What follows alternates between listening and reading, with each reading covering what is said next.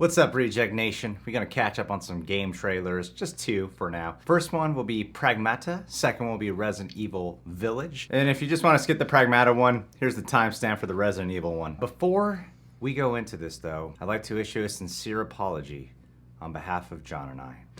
When we did our PS5 hardware reveal trailer reaction, there was about 10 to 15 seconds in the commentary. We said, well, let me just play it for you. Wish I had a little bit more detail into like the insides of the mechanics. The specs of like, how much memory is in this thing? How powerful is the processor? What kind of outlets are we looking at? I mean, I'm sure that information's there somewhere online. It's probably you can just read a breakdown. Little did we realize that apparently the specs were already unveiled leading up to this event months ago. They've been out and somehow we missed this information. I get why people were so mad at us. Probably didn't help too. I said that the PlayStation kind of looks like a version of an Xbox. You can't cross those two over. It's like DC Marvel. It's just with everything going on in the world, especially in the year of 2020, this was the thing I should have been most informed about and should have been most sensitive to. We really let you guys down. Some people might think I'm being sarcastic in this apology. I'm not. At all. Owning it. It's important. Whoopsie. I would like to thank whoever posted the information in the comments, though.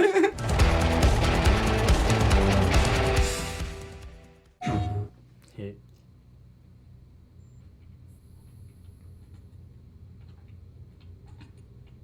"140 things you missed in the opening shot."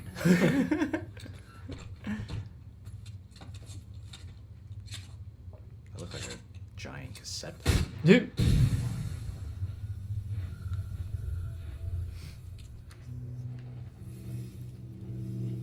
Whoa. Ooh, that's cool.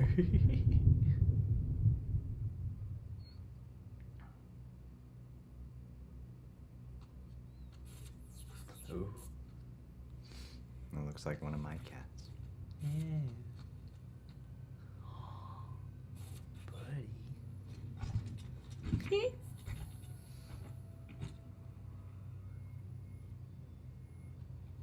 Oh, she's real? I guess.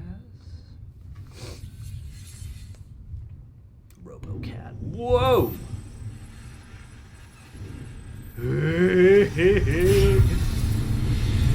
Oh. Oh, buddy. Oh, cool.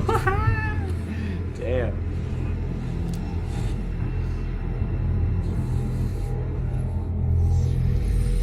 Whoa.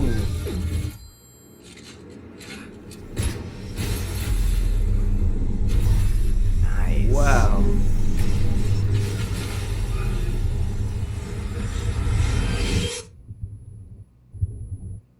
Oh, oh, wow. What is that?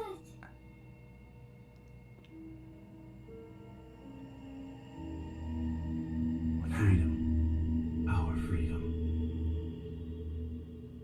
Whoa. Dude. The Death Stranding universe I continues. know. I was about to say, is he going to take his helmet off and be Norman Reedus? Yeah, it kind of looks like Very mysterious. a lot of different games. Kind of more of a futuristic BioShock in some ways too, but The a lot little of sister. a lot of Death Stranding as well. That's neat. So something on Earth. I mean, it's a brand new game, and not much is known about it, right? Not to my knowledge, I read. John read this time. It's a Capcom game, almost Hideo Kojima-like game. Yeah. Is he involved in it? I don't think he is. Something's happened to Earth, and what he's looking at are like past remnants that are capturing whatever event took place, right? That's what I'm assuming. Yeah, yeah. And he finds this life form. This little girl. Was it one of those stories again where man, adult, finds special little girl? She's like actually really a badass, cool little girl that he is probably protecting and saving throughout the game for a while, but really she's super freaking important to them. I mean, I love that action hero trope. I really do. As much as I sound like I'm making fun of it. It's like one of my favorite action hero tropes for some reason. Yeah. Leon learns a lot from little Matilda. Logan and Laura. Logan, Laura. Yeah. Or Joel and Ellie. It's a very common trope. Name your favorite grown man, young girl duo. The graphics look really cool, and I like this good mysterious build. Now this doesn't come out till 2022, so now we just got to keep people's interest for a couple years now. Yeah, we gotta react to next year's trailer. I mean, that's the fun thing about video games is that they can release a trailer years in advance and people will be just heavily anticipating it and wanting more and more and more until it comes out, right? Oh yeah, well, because can't you do know, that with movie movies. trailers come out every few weeks or months, Yeah. and you know, game trailers come out every several months or couple of years. So it's an event. I'm curious to know more of what will make it special, and I can't wait to see what the gameplay would ultimately be like. But right now, this tease at what the world is and who our main characters could potentially be does sound pretty intriguing to me. And the tone of it, I really liked a lot too. The dystopian, something about like a large satellite crashing through screen sky, falling to Earth. It plays on so many irrational fears of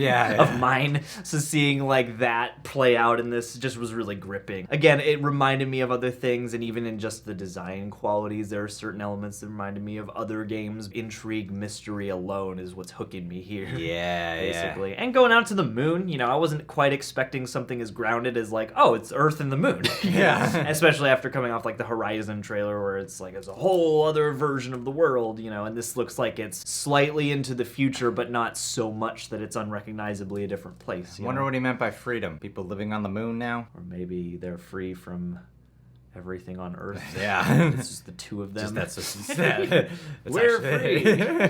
What does pragmata mean? In Proculus, pragmata also means transcendent realities, noetic entities, and real beings. In Greek, it means advice done, been done.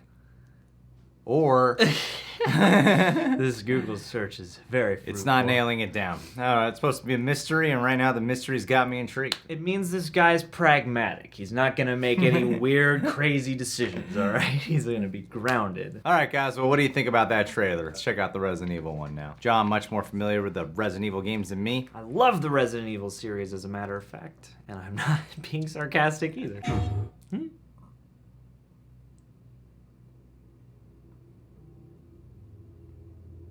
Long ago, a young girl went with her mother to pick berries for her father, who was hard at work.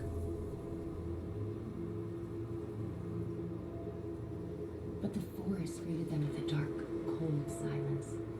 The bushes empty. Yet determined to find the berries, the rascal broke free of Mother's grasp and vanished into the trees. Mother's worried cries faded fast as the girl ran on, over vine, under branch, and into the forest deep. What is it with that creepy story? It's just a local tale. You're really into that stuff. Quit being so paranoid.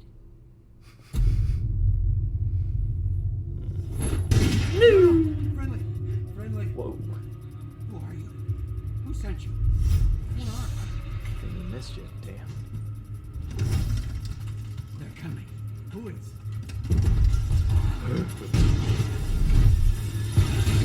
Whoa!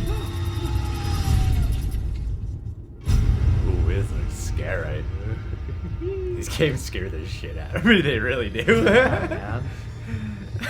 God, and he gets to do the snow thing now, too. Gotta love a good evil sigil. Sounds like a Hans Zimmer tune. Yeah.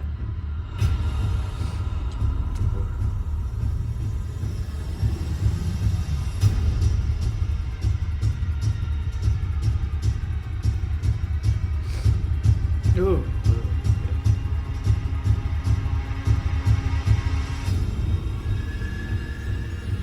Whoa.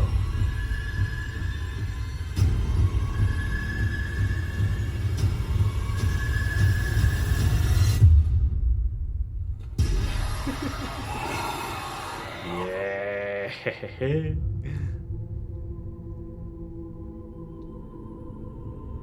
Wow. That's clever. Yeah. Oh, I did not. Thank God they did that for me. Ah. Sorry, Ethan. Whoa, whoa, whoa, whoa. Why? Oh. Something's up with Chris. He's changed. Yeah, his design's changed.